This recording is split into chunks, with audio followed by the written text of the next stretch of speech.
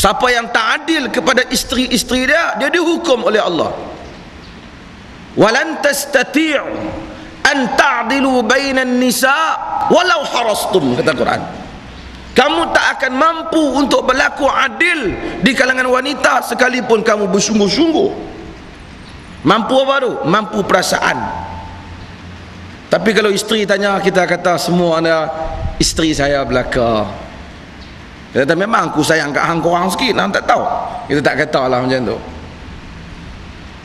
Tapi tak boleh perasaan yang kita tak mampu kontrol itu, tak mampu kawal itu, menyebabkan kita tak adil juga di dalam pembahagian nafkah, atau tak adil juga di dalam pembahagian hari.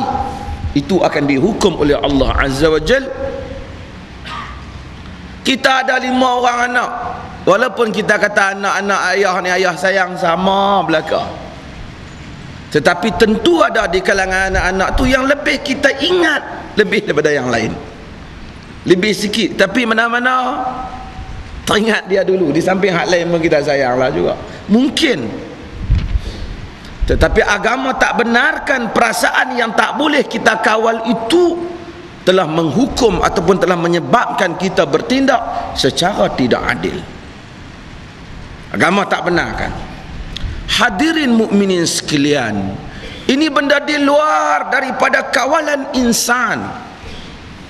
Agama tak hukum kita yang kita tak mampu.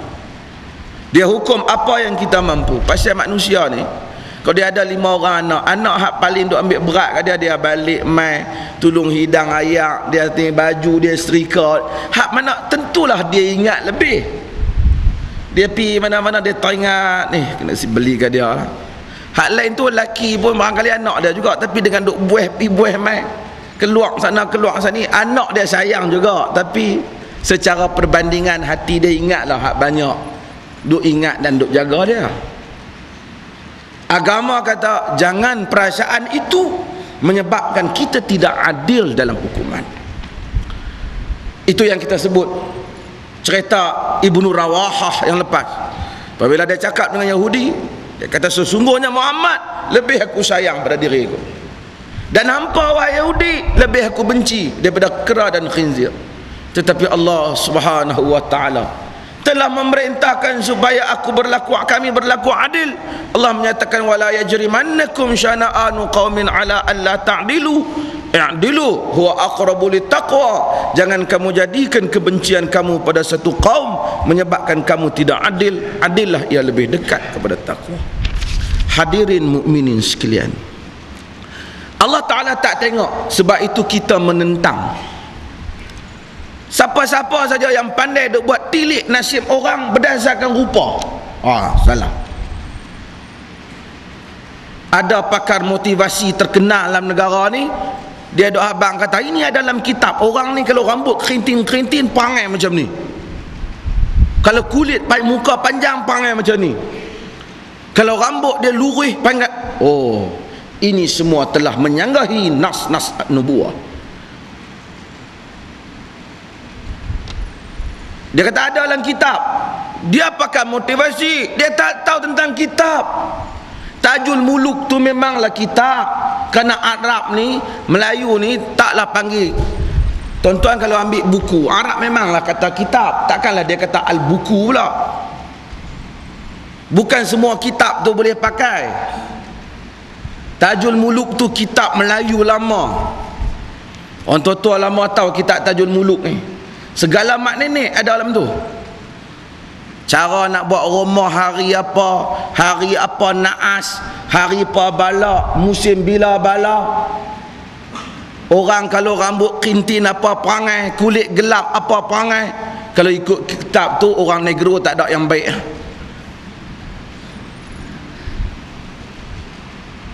Walaupun Bilal adalah orang kulit Habasyi, kalau ikut kitab tu tak ada yang baik. Tuan-tuan jangan duk pi tukang tilik hak macam ni. Motivasi tak motivasi, pakar tak pakar, hang tak boleh langgar syariat Allah Azza wa Jal. Ini masalah dia. Kita kadang-kadang bagus apabila orang nak pada agama ni, kita bagus. Tapi bila dia nak pada agama, dia lebih lajak daripada laju. benda yang bukan bidang dia, dia pun nak cakap. Maka bacalah hadis-hadis yang palsu membaca. Sehingga kadang kalau orang yang bidang agama pun salah, dalam laman web JAKIM hadis palsu dimasukkan tentang fadilat bacaan doa awal tahun dengan akhir tahun. Itu JAKIM, tambahlah JAKUN, lagilah teruk.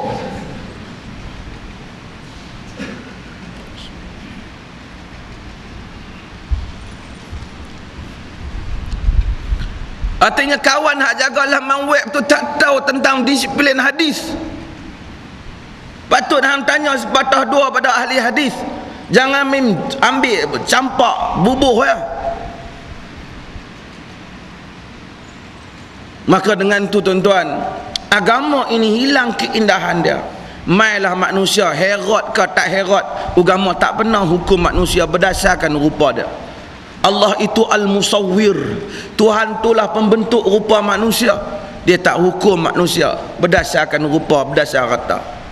Tuan-tuan semua tahu dalam sejarah Islam ada seorang yang bernama Abdullah ibnu Ummi Maktum. Abdullah ibnu Ummi Maktum ni, Abdullah bin mak dia ni Ummi Maktum ni, nama dia Atikah bin Amir. Sebenarnya nama dia Abdullah bin Shuraih. Dia ni satu orang buta. Dia tak nampak. Bila dia mai ke Nabi, dia ikhlas. Dengan buta dia ni sepupu dengan Khadijah. Nabi sebut Khadijah ni ada artis mana main-main dengan Khadijah. Dia kata tu anak mampus, walaupun dia minta maaf lah. Tapi penonton yang tepuk tangan tu, artinya mereka teruk. Macam mana dia yang begitu, artis tu sendiri teruk dah tengok. Dia kata tidakkah Khadijah masa kahwin dengan Nabi tu pun tua nak mampus. Cuma dia dah minta maaf cepat. Kita harap bukan dia minta maaf, dia bukan minta maaf satu hal lah, dia kena istiharkan taubat terbuka kerana dia menghina isteri Nabi SAW. Saya harap dia istihar taubat lah, mudah-mudahan.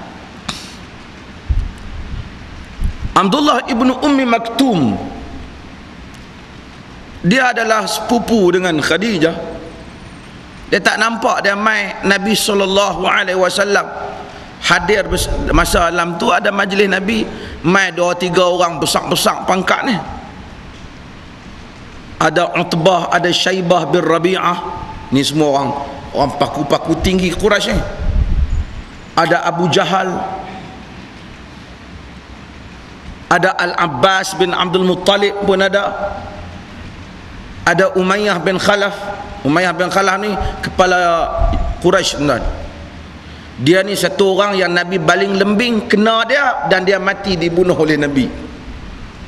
Nabi perang, tapi dalam sejarah tak ada dicatatkan orang mati melainkan Umayyah. Umayyah ni dia bela kuda. Dia kata kuda aku ni aku nak naik, kuda ni lah aku akan bunuh hang Muhammad. Nabi kata bahkan aku yang membunuh hang. Sejak hari itu Nabi kata dia dah ketak. Sejak hari itu Nabi duduk Mekah, mati dah aku, dia tak. Pasal geng-geng jahat ni tuan-tuan, dia hakikatnya tahu Nabi benar. Bila Nabi kata Nabi nak bunuh dia, dia ketak. Memang dia tahu dia kena mati punya kali ni. Kita sebenarnya sebab tu tak kisah orang hak duk maki kita bila kita dakwah, kita seru pada Islam, Quran, Sunnah, dia duk kata kita, dia pun tahu kita betul. Saja gatal mulutnya, saja jahat mulutnya, dalam hati kecil dia, dia tahu kita betul. Tapi dia syok nak jadi bahan mengutuk orang, boleh tak? Sebab tu tuan-tuan, bawalah Islam ni, tak usah takutlah. Hak orang kata, dia kata di mulut dia, hati dia tak tahu kita betul. Kalau kita buat betul lah. Kalau kita buat tak betul, tak betul lah. Mereka ni semua ada dalam majlis bersama dengan Nabi SAW. Hadir sama dengan Nabi. Dia Abdullah ibnu Ummi Maktum, satu orang yang tak nampak. Mai-mai tu dia kata, ya Muhammad, ya Rasulullah, alimni bima 'allamaka Allah.